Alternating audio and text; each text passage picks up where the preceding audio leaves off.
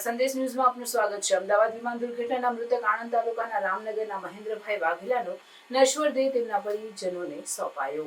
અમદાવાદ ખાતે ગત દિવસોમાં થયેલ વિમાન દુર્ઘટનામાં જીવ ગુમાવનાર દિવંગતોના પરિવારજનોના ડીએનએ સેમ્પલ મેચ થયા બાદ નશ્વર દેહને સોંપવાની કામગીરી ચાલી રહી છે। આ દુર્ઘટનામાં આણંદ જિલ્લાના મૃતકોના પાર્થિવ દેહની ઓળખ થતાં અમદાવાદ સિવિલ હોસ્પિટલ તંત્ર તરફથી તેમના પરિજનોને સોંપવામાં આવ્યા હતા। ડીએનએ સેમ્પલની પ્રક્રિયાથી લઈને પાર્થિવ દેહ સોંપવાની અને અંતિમ સંસ્કાર પૂર્ણ થાય ત્યાં સુધીના તમામ ક્રિયાઓમાં જિલ્લા વહીવટીતંત્રના નિયુક્ત અધિકારીઓ મૃતકોના પરિવારજનો સાથે સહાનુભૂતિપૂર્વક સાથે રહ્યા। આ વેળાએ સાંસદ મિતેશભાઈ પટેલ, આંકલાવના ધારાસભ્ય અમિતભાઈ ચાવડા, જિલ્લા સમાહર્તા પ્રવીણ ચૌધરી, જિલ્લા પોલીસ અધિક્ષક ગૌરવ જસાણી, નિવાસી અધિક કલેક્ટર આર.એસ. દેસાઈ, આણંદ પ્રાંત અધિકારી મયુરભાઈ પરમારે ઉપસ્થિત રહીને પરિવારજનોના દુઃખમાં સહભાગી થયા।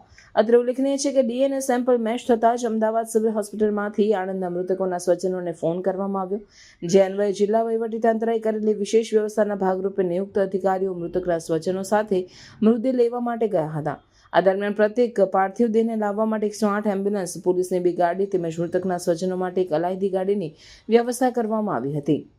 પાર્થિવ દેહની સાથે જ મૃતકના સ્વજનને પોસ્ટમોર્ટમ રિપોર્ટ, મૃત્યુ પ્રમાણપત્ર તેમજ અન્ય કાયદાકીય કાર્યવાહી માટેના જરૂરી તમામ દસ્તાવેજો એક ફાઇલમાં તૈયાર કરીને હોસ્પિટલ તંત્ર દ્વારા સુપરત કરવામાં આવ્યા હતા।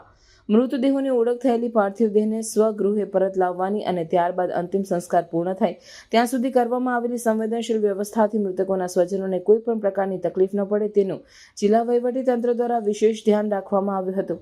આ સમયે પ્રાસંગે અધિકારીઓ તથા પદાધિકારીઓ સહિત મોટી સંખ્યામાં ગ્રામજનો ઉપસ્થિત રહ્યા હતા। પ્રાર્થના સંદેશ ન્યૂઝની તમામ લેટેસ્ટ અપડેટ્સ માટે ચેનલને હમણાં જ લાઈક, શેર અને સબસ્ક્રાઇબ કરો।